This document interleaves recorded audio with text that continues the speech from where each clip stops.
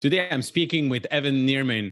Evan is the founder and CEO of Red Banyan, specialist in crisis management and PR, and he's just publishing an amazing book called The Cancel Culture Curse.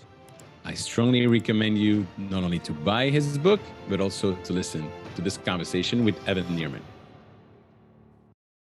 Hello, and welcome to a new episode of the Business of Meeting podcast. And today, I have the immense pleasure of speaking with Evan Nierman. Evan is the founder and CEO of Red Banyan, PR crisis company, which is extremely well known now with all the cases they've been handling. And more importantly, that's the reason why we're speaking today.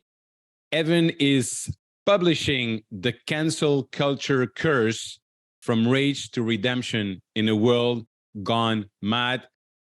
Evan, thank you so much for taking the time to speak with me today. So glad to be back with you. It's great to see you. It's true, you'll be back. Not many people have, it's like over 160 episodes, and the very few selected ones, because you obviously have something amazing to share. But before we go there, let me first ask you the question for all those listening. What's your journey? What is my journey? Wow, it's such a philosophical, deep discussion to start with. It's okay. We have 5 hours, so let's go into it. Oh, good. I feel like I need to pull out my Argyle sweater and my pipe and my spectacles, and then we can go about it that way. Well, I'll tell you what, Eric, I'm going to give you a condensed version. Good. And then you can stop me at any time, or I'll give you the broad strokes. And then if you want to look at any of the aspects in a little bit more detail, I'm happy to do so. Awesome. My journey is, I grew up in Shreveport, Louisiana, in the northwest corner of the state, next to Arkansas and Texas. Had a wonderful upbringing there, great family. Liked growing up there, but could not wait to get out of Louisiana. And so I only applied for schools that were either in Boston or Washington, D.C., because I wanted to be where the action was. So I went to school in Washington at George Washington University. The great thing about being in DC is you get to have internships while you're a student. So I got to try lots of different organizations even before I was out of school. One of those organizations at which I interned became my first job. I was there 7.5 years working in pro-Israel politics and policy. Left there eventually because I wanted to work in high stakes and crisis PR.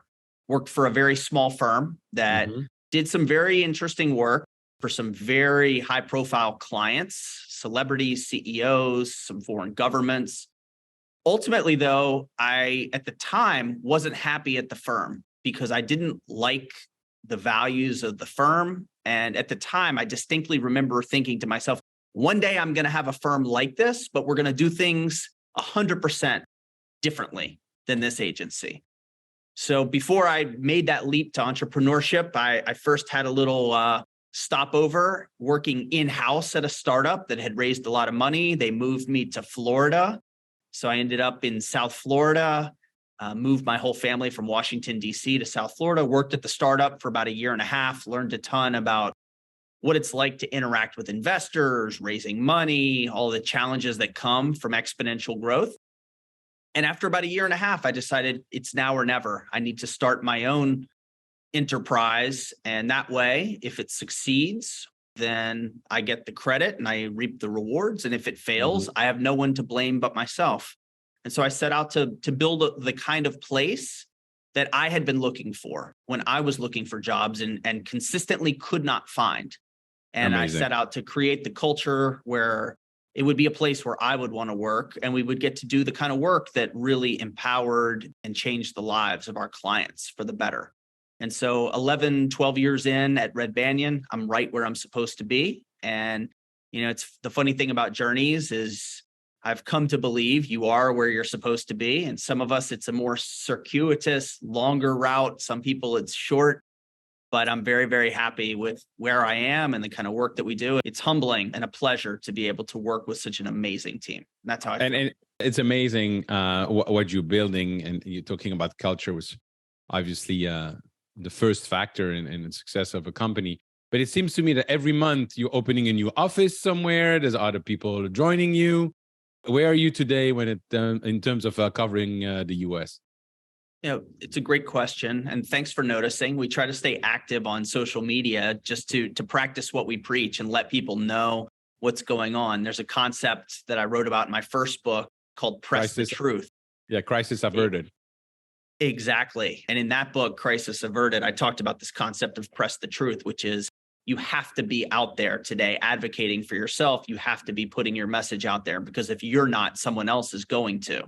Mhm. And so I'm trying to press the truth about the expansion that we're undergoing at the moment. At this point, we've got people boots on the ground in every single time zone across the continental United States.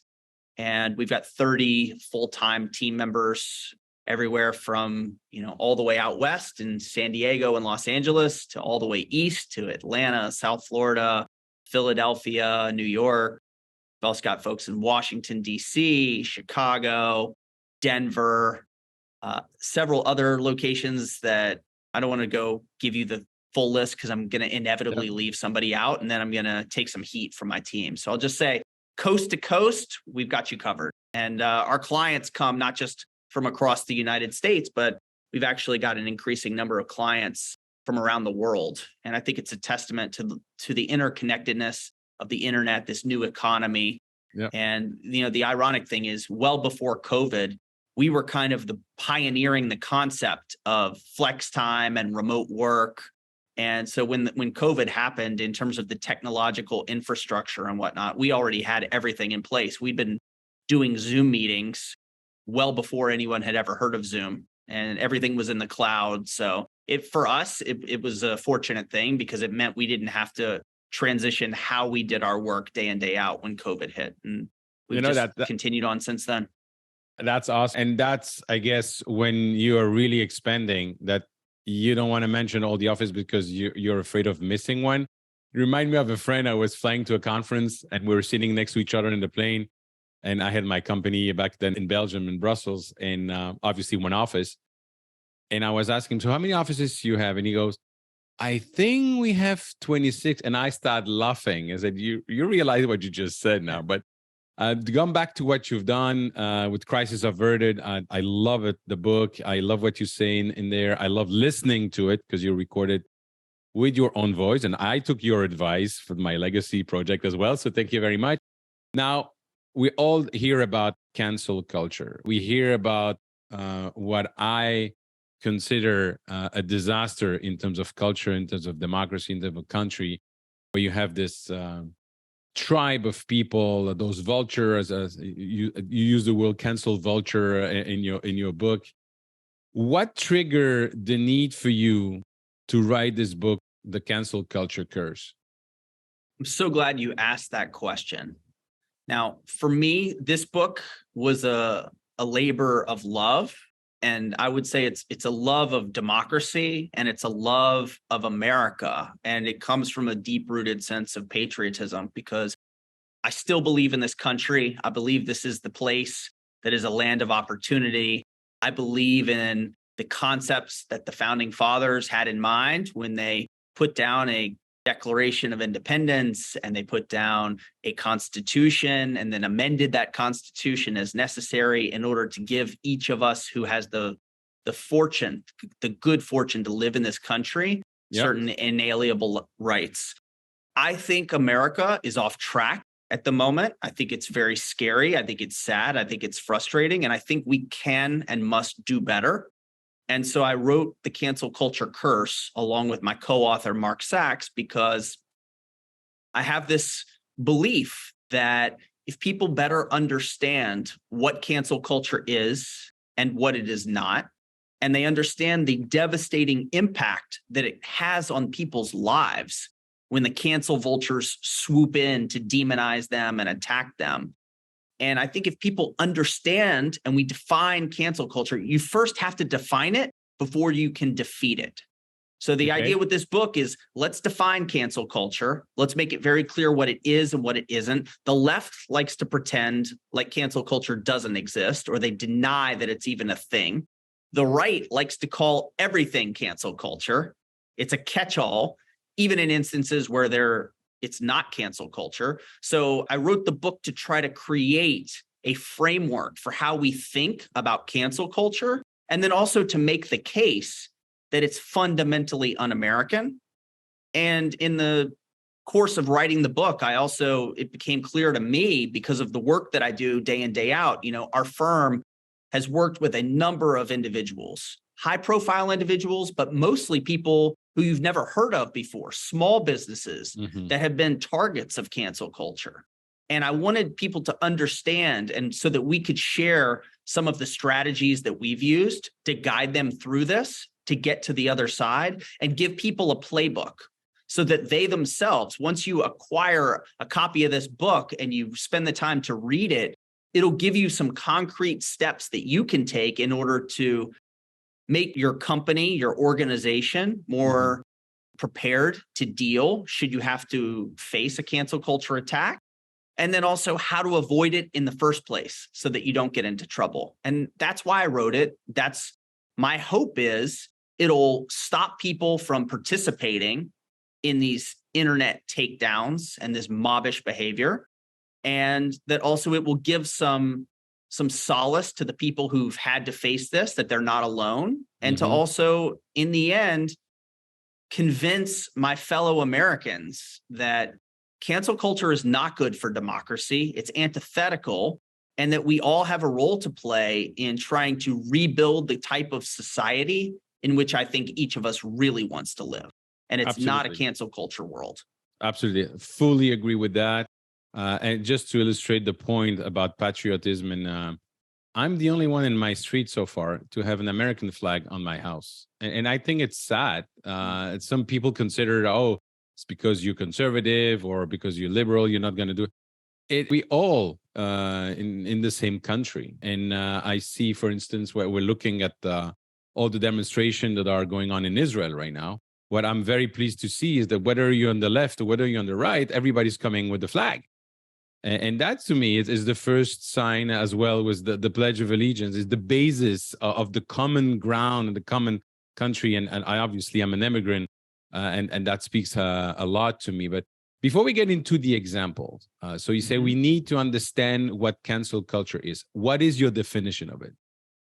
Yeah, so what I'm excited to introduce is this idea that there are really 6 key elements to cancel culture.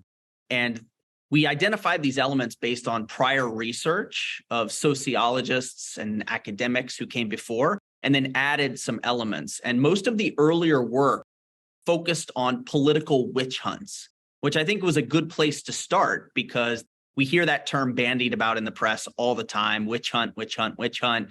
And we are all familiar with the idea of the Salem witch trials, which was a dark chapter in American history where neighbors accused neighbors of being witches, and mobs descended on them, took them, arrested them essentially, and swarmed them, and then executed a number of them. So we looked at until you went to the executing part, I thought you were describing the political landscape of the last years. Well, they say that history repeats itself. And I think that's what we're seeing today in terms of some of the, for those who like historical fiction, I'd refer you to Nathaniel Hawthorne's excellent book, The Scarlet Letter, where the protagonist is forced to wear clothes that are emblazoned with a giant scarlet A because she had committed adultery. And it was meant to be a public shaming. And it harkens back to, the times of the Puritans in the United States. But I think we've gotten, unfortunately, here we are 300 years into this enterprise, a little less, but here we are in the United States a couple of centuries later, and we're demonstrating some of the same abhorrent behavior that characterized our society back then, which was, we've now, in retrospect, we look back as a dark chapter. So if you want to understand if something is cancel culture, I would point you to 6 elements, which you can remember using the acronym CONDEM, CANDEM. So if you think about a scenario, you apply these 6 elements of cancel culture, and it'll give you a good idea. If 5 or 6 of the elements are there, you're looking at a bona fide case of cancel culture. If you're only seeing a couple of them, well, it's probably something else. It may be a problematic incident. It may be a crisis for the person under fire, but it's not cancel culture. So let me walk you through. Do we have time to dive into very quickly what the 6 elements are? Absolutely. Okay. So again, condemn, CANDEM. The C is the perceived crime of the person who's the target is that they've committed a crime against a collective. So it's not enough that it's human to human interaction. But if you were to get into an argument with someone, say it was a woman who worked with you, instantly it doesn't become Eric against Valerie. It gets escalated to, well, Eric was speaking in an ugly way to a woman. Therefore, he is a misogynist. He has offended a whole collective. Now, those collectives can be based on gender, race, ideology, religion, you name it. That collective exists. So the first is that the crime is not seen as person to person. It's against a collective. Mm-hmm. The A is that it arises and accelerates very quickly. And it's able to do that because of the interconnectedness of our world, constant internet connectivity, how simple it is for people to go on social media. The N is that the nature of the offense is usually quite minor or it's fabricated. So going with the example that we were using, the false narrative and the scenario about you and your fight with Valerie, well, you had this exchange with her, and in so doing, you set yourself up because you offended a collective. It accelerated and arose quickly because people started talking about it online and spreading it around. The nature of what you said to her may have just been your tone was off, or you said something that was perceived as offensive. The point is, 9 times out of 10, the nature of what's alleged to have happened is quite minor, but it gets blown out of proportion, which leads to the next step, which is disproportionate response. So in the world that we used to live in, if you and Valerie had a disagreement, let's just say that you were at fault. You raised your voice at her and you were rude. Okay. Well, people would say, well, you probably need to just apologize to her. And in that world, you would apologize, she would forgive you, and you'd move on. Well, now disproportionate response would warrant that, well, Eric yelled at a woman. He's clearly a misogynist. Therefore, we need to get everyone to stop listening to his podcast. We need to take that out. We need to make sure no one's reading his books because this is a dangerous woman-hating individual. Wow. We need to give negative reviews to his book. We need to spread the word about his company. We need to give them shoddy reviews. We need to go onto Glassdoor pretending to be former employees and talk about it. We need to reach out to his customers and let them know. So you can see a simple disagreement all of a sudden has escalated into something that threatens your career and your livelihood. The E, which is the last of the 2, is everyone is afraid to defend the accused. So there may be people out there who know you. They know you're a good guy. They know that you're not all these things that people are making you out to be, but they're nervous. They don't want to get involved because then all the cancel vultures who are attacking Eric may come after them. And so they're cowed into silence. And so the person starts to feel even more isolated. And then the last element in the condemn framework is the moral absolutism of the people doing the condemning. So the people who participate in these internet takedowns, these Twitter mobs, they believe that they are on a mission from God and that they have right on their side. And therefore, whatever happens to the individual who's the target of their ire, they deserve it because darn it, they're a bad person and the truth is on their side. And so you see again and again, people have no qualms about attacking their fellow Americans, taking them down, smearing them, trying to destroy them because they feel like it's for the greater good. And my argument would be it's not for anybody's good. And it's actually it's to our collective detriment when you start to see things like this happen. That's, first of all, thanks for that. It's amazing definition and it's frightening. Everything you mentioned and thinking of some examples, we're like, whoa, yeah, this is something that's happening today. Is there a way, if you are the target of such a mob, and I don't know how to call them differently, of a cancel vulture, as you say, is there a way to defend yourself? I guess that's one of the things you do, but what's happening if this is happening to you? And And also, if you can speak about one of the example you're mentioning about the CEO, she received an email from leadership of BLM. And by the way, let me just share an anecdote on that. I had conversation about the leadership of Black Lives Matters. And I say to the people I was talking with, why do you want me to support the leadership of an organization that is supporting BDS, which is a boycott, divestment, sanction, which is a racist, anti-Zionist organization that is targeting my people? Why should I do that? And the answer I got was, don't you think that Black Lives Matter? And it was like, come on, I never thought anything else that, of course, Black Lives Matters. I never say that Black Lives Matter didn't matter, that Black Lives didn't matter. Well, the only thing I'm saying is the leadership of this organization is a racist bunch of people supporting an organization targeting my people. So what do you do in that situation? Because it seems that there's no way to win. Yeah, so there's a lot to unpack there. Yeah. Let me start by just making a clarifying point, which is one of the stories that I tell in the book, and it actually is, I believe, the first anecdote, does talk about the abuse that someone received from a gang of cancel vultures. However, the email said it was from Black Lives Matter, but it was not sent, to the best of my knowledge, by the leadership of the organization. Right. It was just someone who was a supporter of their organization. So I just want to be clear on that point, that it was not the leadership of the organization that reached out and sent these horrific threats. It was someone who was a supporter of their efforts. Two, I think, one of the things that we talk about in great depth in the book is how we ended up here. And how did we get to a point at which people feel emboldened and empowered and excited to actually take down people who they see as their political opponents or who have a different worldview than them?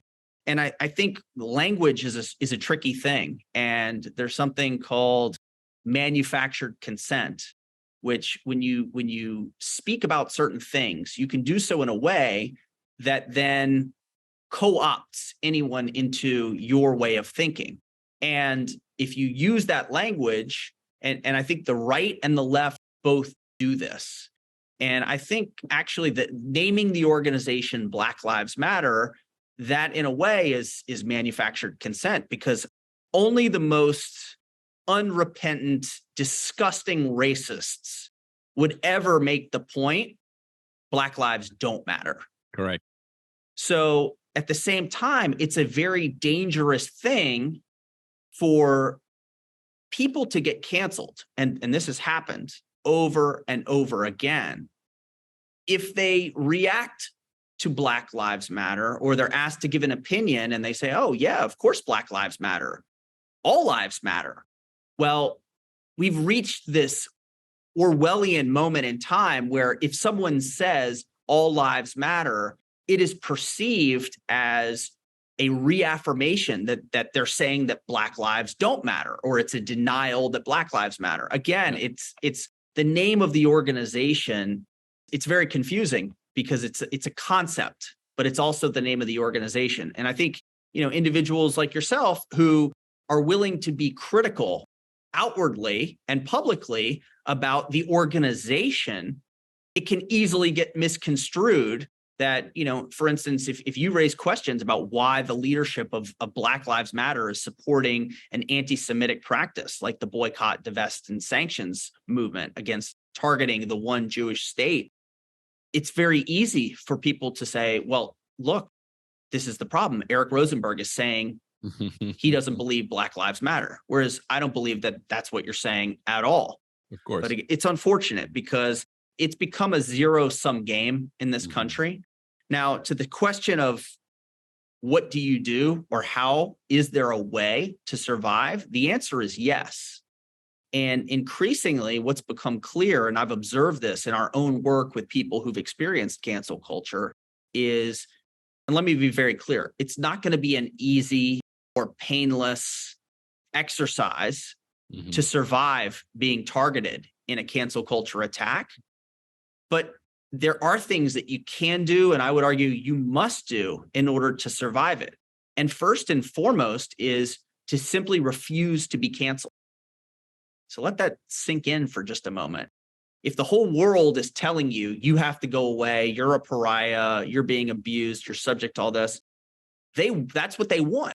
They want you to shut up and go away forever. But one of the key things that someone under fire has to pick themselves up with and empower themselves with is a refusal to be canceled. No matter what people do or say to try to intimidate me into silence, to cow me, I refuse to be canceled. I'm going to persevere. I'm going to speak my mind.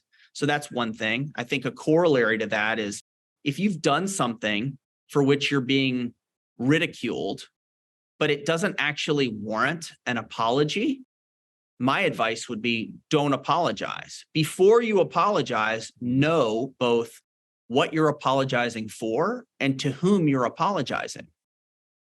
So we used to live in the world, and back to this Valerie and Eric argument, because I think it's who among us doesn't at some point exchange words with someone else or have a disagreement. So in your case, if you owed Valerie an apology, then yes, you would issue her an apology. But what we see increasingly with cancel culture circumstances is someone says something that's perceived as a negative, and then there's a demand. He needs to apologize or she needs to apologize right away. But the question is, to whom? To whom do you owe that apology? And if the answer isn't clear, then you shouldn't be apologizing. And here's why. In a pre-cancel culture society, apologies were a critical element in how we existed.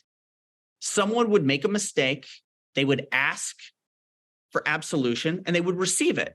And then we could proceed. In a cancel culture world, when you apologize, you aren't forgiven. Quite the contrary. The apology becomes a rope by which they hang you. And they go, see, Eric had to apologize. He admits he's a misogynist. He's a bad guy. This proves what we were saying. And the fact that he had to go out and apologize shows we were right. This loser needs to be canceled forever. So we've taken the meaning and the process of apologies, and we've completely destroyed the ability of an apology to actually move past a disagreement. And that's a very scary and dangerous thing because it also eliminates, and this is really key to understanding and thinking about, you're a father, you've got fortunate to know your wife, your kids, you've got a wonderful family, you've got brilliant daughters. Your daughters, as incredible as they are, they make mistakes. Because guess what? Every single one of us makes mistakes in our lives because we're humans. In a cancel culture world, we're not allowed the grace to make any errors. Any mistake is permanent. You become a pariah permanently.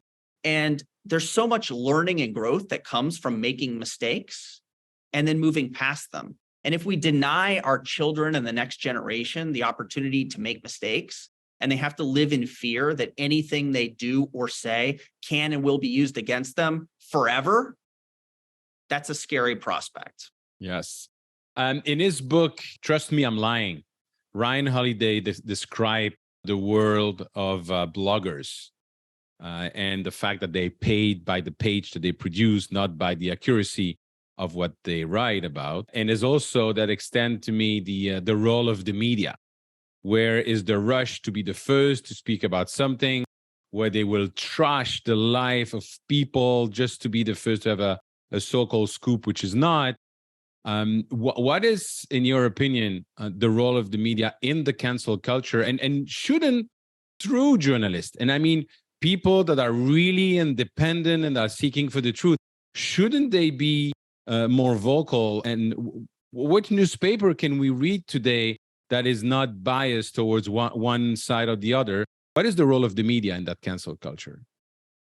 It's a great question. And we actually go into this in tremendous detail in the book. So I'd encourage whoever's listening who's interested in this topic. We dedicate multiple chapters to talking about the atmospherics that produce cancel culture, but also the role of the media. And the media is a vital element in making cancel culture all powerful. And the reason is the media has this symbiotic relationship with social media, and a story that breaks either on social media or relatively obscure outlet or on a blog or a comment somewhere, when the media, the mainstream press latches onto that story, it's like throwing gasoline on a match and then it spreads like a wildfire.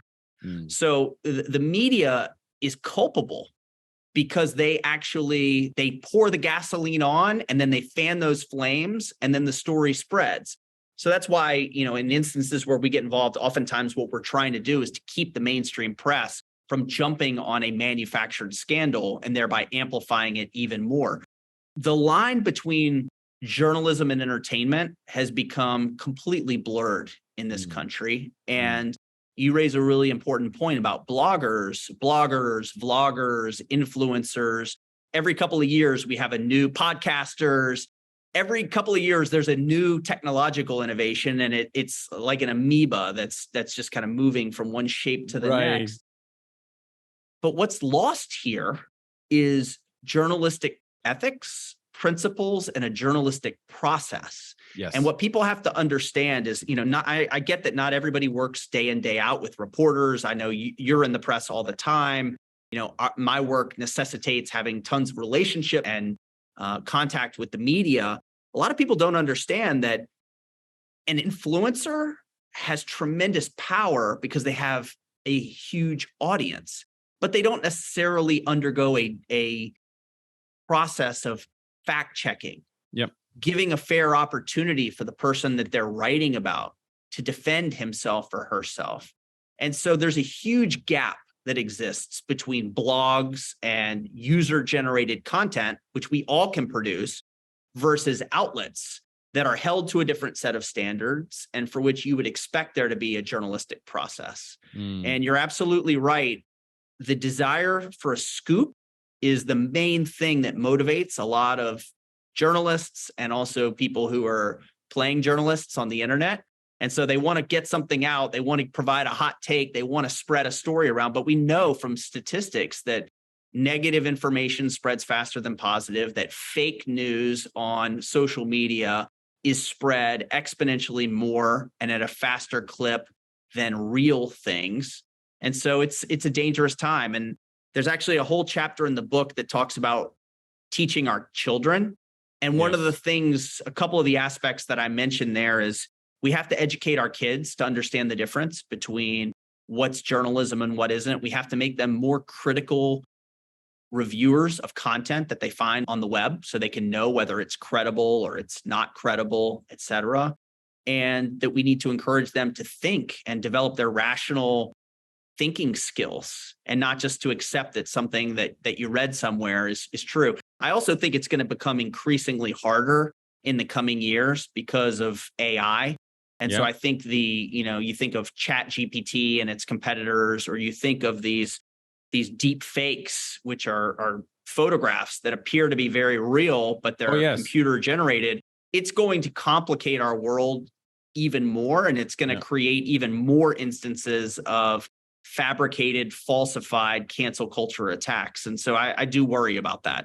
Yeah. And when I've seen recently on YouTube, there's a video of somebody's giving a speech and then the voice switch to well-known people and the same person keep talking, but with the voice, which is recognizable between bracket of somebody else.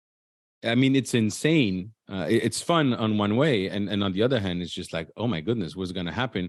Now you're talking about the influencers, you're talking about fake news, talking obviously about cancel culture.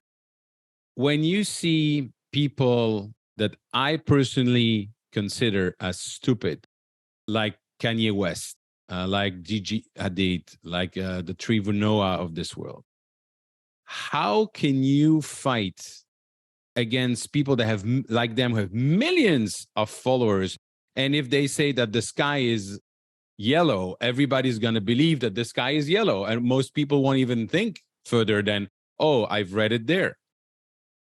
Well, again, that speaks to the power of influencers and people who are completely unqualified to offer credible opinions on a lot of things. Now, this is America, and right to free speech is one that I believe in wholeheartedly. And I believe that Absolutely. cancel culture seeks to deprive people of the opportunity for free speech. So let me be very clear. I actually will defend to my last breath the right of people to hold opinions that I find abhorrent and to Yep. even express those opinions. Agree. And I think the key is that's our society, but we should let there be a victory in the marketplace of ideas. And so it's incumbent upon people who see individuals spreading misinformation, taking positions that are anti-Semitic or anti-Israel or racist or you name it.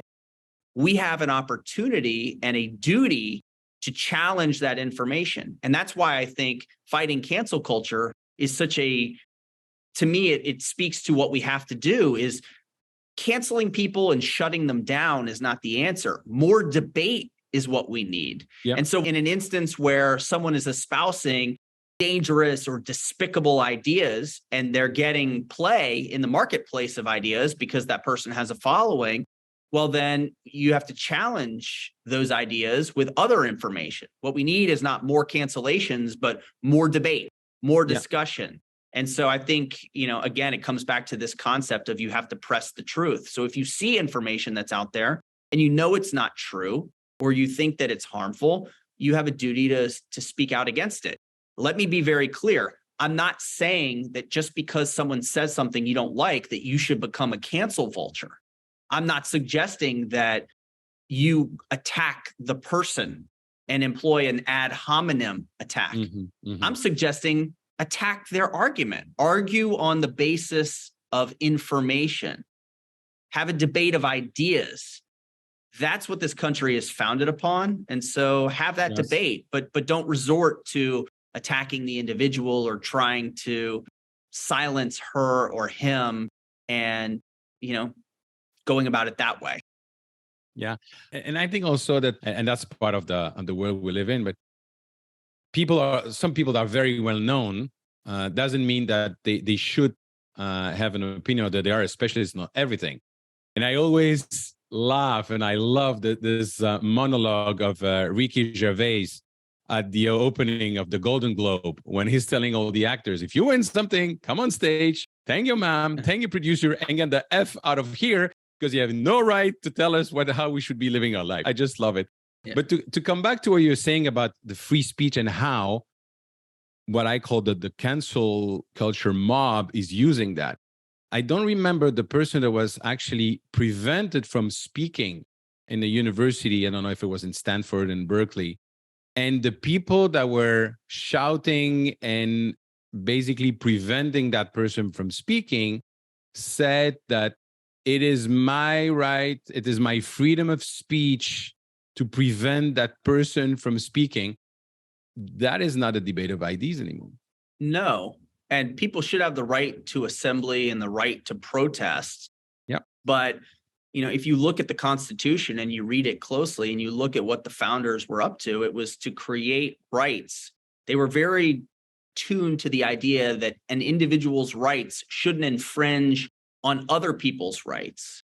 And so this argument that, he can think what he wants, but I have the right to shout him down or to silence him, I don't buy that. Because it's basically saying whoever shouts the loudest gets to control the marketplace of ideas. So a real debate and a real exchange of ideas and real free speech means you have your word and you let them have their word. And then you let the public decide. So shouting down someone or refusing. I mean, the other thing to keep in mind is if students protest and they shout down a speaker, not only are they preventing the speaker and infringing on his or her rights to express themselves freely, they're also infringing on the rights of other students who come to the lecture who want to hear from that speaker, and they're depriving their classmates of the opportunity to hear from them. And in some cases, maybe even it's working against them because there are probably people in the audience who came to hear, and they may even during the Q&A challenge the person and say, I took issue with something you said, and create a real debate. If you can't have those conversations at schools and universities, which are supposed to be bastions of intellectual exploration, where can you have them? It's scary. Absolutely. And I was speaking with a friend. She's now an adjunct professor. And we're talking about, the ideas and how you can speak your mind. And the bottom line was she was told by her hierarchy, these are the things you cannot talk about. And I was looking at her and said, but if you don't teach students about critical thinking, where and when are they going to learn it? And what kind of society are we building if we're not learning and teaching younger generation about critical thinking? Which means I totally disagree with, as you said earlier on, but I will let you express your idea and then I will answer that.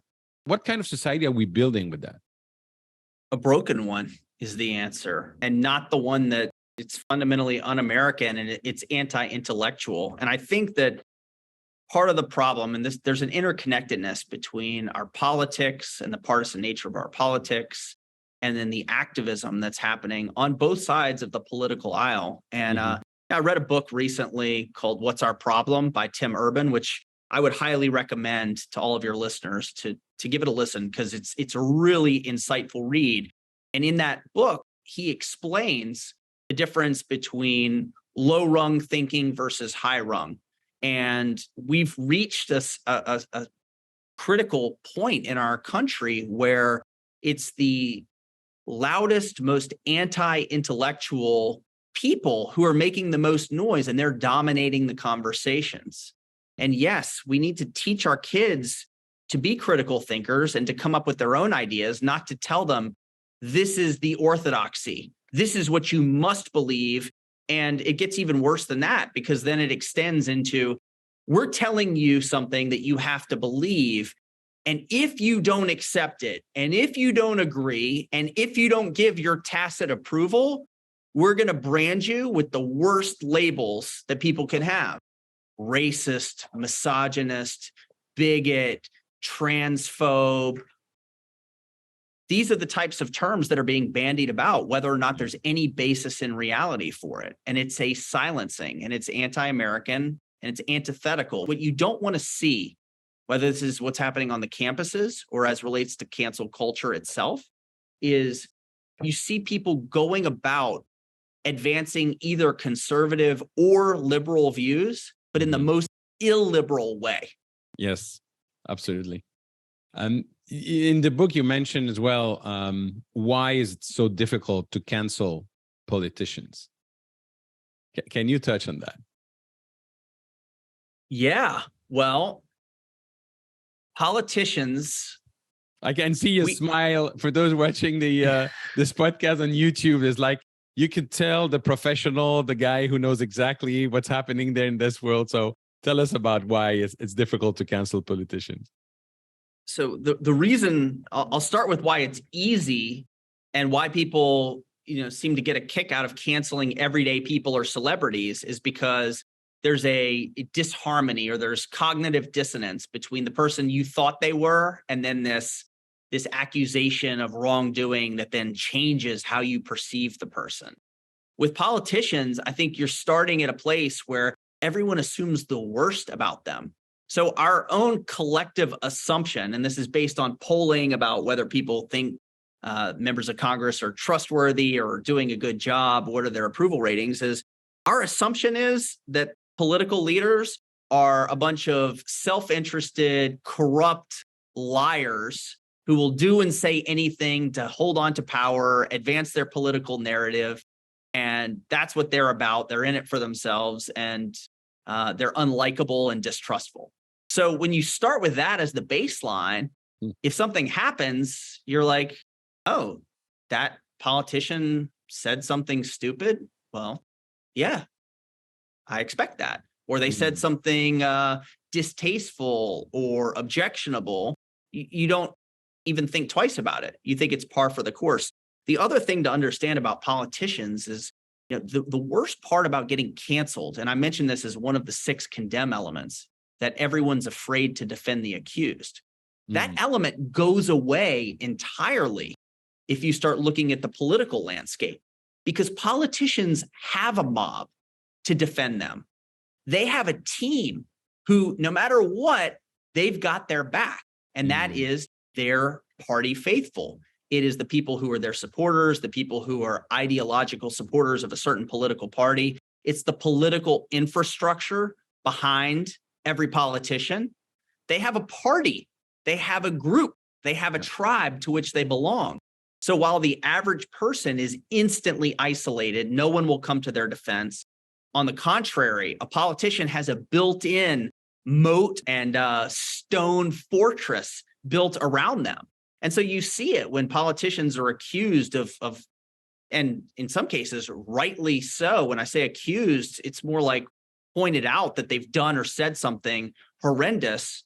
Well, they're not going to be able to be canceled because they have so much stalwart support from people who will back them up. Yeah. And it shouldn't be like that. And it wasn't always like that. But I think as the country has become more politically strident and the loudest voices on the far left and the right, and then the way our political system is structured, it gives those people extra power because they get to choose.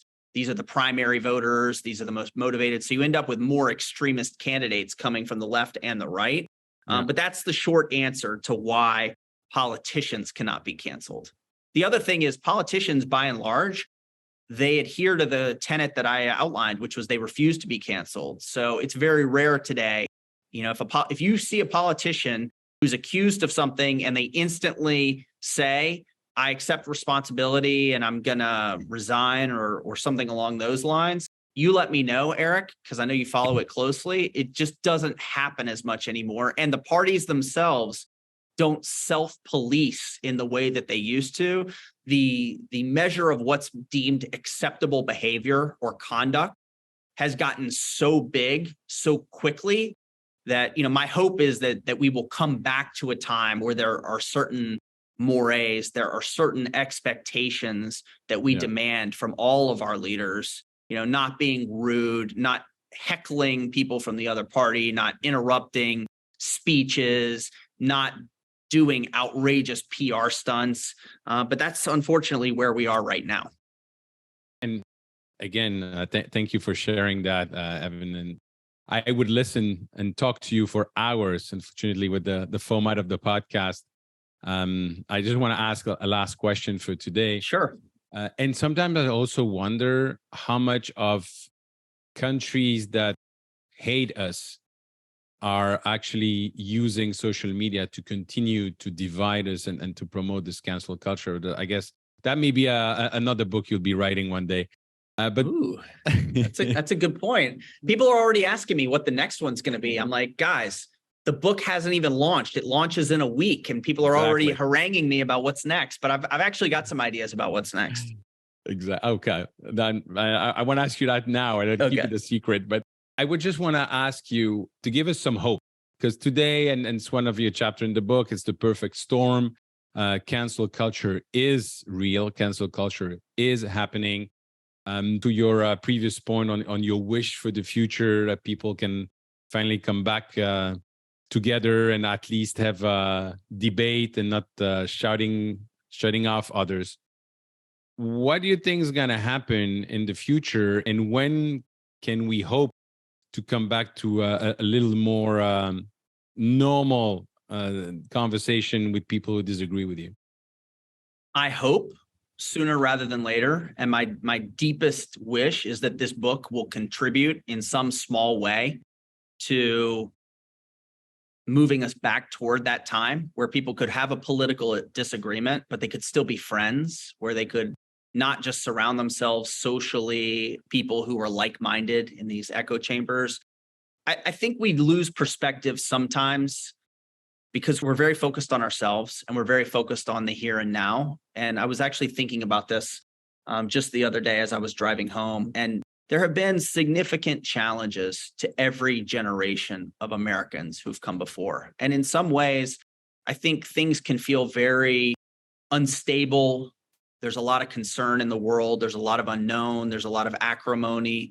I think part of the problem right now, unfortunately, is we're eating each other up, and we're attacking and we're making it easier for America's detractors to divide us. And make no mistake, they love it. They're licking their chops when they see us ripping ourselves up from the inside out, because it makes their job easier. Divide and conquer. And it shows we know that to be the case. But I do think every generation of Americans has faced really significant challenges. But when you think back to like our grandparents' generation, for instance, they survived the Great Depression. They fought in World War II to try to prevent the world from going the way of Hitler and Nazism. Then later, in decades later, they were faced with the very real prospect that there could be a nuclear war between the USSR and the United States. So I think we lose sight sometimes of the historical examples of where Americans have faced really big, significant existential challenges, but we've always come through it. And that's why I really do believe that there is reason to hope.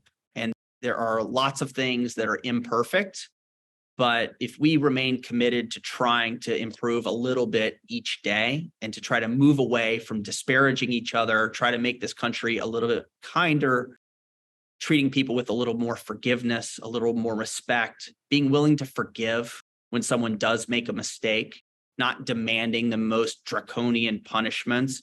If we treat each other with a little bit more dignity and a little bit more grace, I think bit by bit, we will start to see our country come back, and we will return to a time, because I think we're still on that downward slope right now where we haven't quite hit the depths. But it's almost like an alcoholic who reaches, when they hit rock bottom and then they decide, I've got to turn it around and this is the moment. I don't think we've quite hit that moment in this country yet, but there are reasons for optimism, and there are reasons to believe, even when it comes to cancel culture. If this book had come out 6 months ago, I think there would have been fewer instances than we're already seeing in the news about organizations that are not rushing to just terminate an employee because an accusation was made. They're actually giving them due process. I think that there's a group of people on both sides of the aisle who are willing to say, you know what? I'm not so sure about this whole cancel culture thing. I don't think we should be destroying people forever, rushing to judgment. So I see hopeful signs of progress, and I think that will continue to build. And again, if this book that Mark and I wrote can make any small contribution to getting us there quicker, that's what we're aiming for. Awesome. So we need to cancel culture.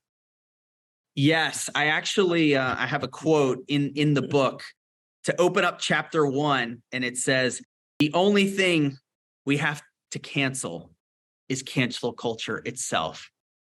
With appreciation to Franklin Delano Roosevelt. I can't take credit for that quote exactly. Amen. Evan, thank you so much. The Cancel Culture Curse. Where can people find your book? You can find it everywhere books are sold. You can go on Amazon.com. It's published by Skyhorse Publishing, which I'm excited about, because it's a publisher that's demonstrated a total commitment to free speech and protecting the First Amendment. So I appreciate the support that I've gotten from my publisher. You can find it at any bookstore in your neighborhood, but also look online. Also, there is an audiobook version that will release the same day on Audible. I chose, again, in this case, I was following the lead of my friend Eric Rosenberg and wanting to narrate my book, because the last audiobook I listened to was actually yours. So I'm going back in the studio. That's done. So they could get it on Audible. They could get it on Kindle. They can get it on Amazon, or look for it in the bookstore. Thank you. Thank you so much, Evan. And I can wait to read it in all the details again. Thanks so much. Great to talk with you, Eric. Take care. Evan, thank you so much for writing this book and spending the time with me today to talk about it. It's a very important book, and I strongly encourage everyone to buy a copy of it or to listen on Audible. Ladies and gentlemen, if you want to connect with me, please do so on LinkedIn or join my Facebook group, www.eventbusinessformula.com/group. And if you enjoy this conversation, please share it with your network. Thank you. Goodbye.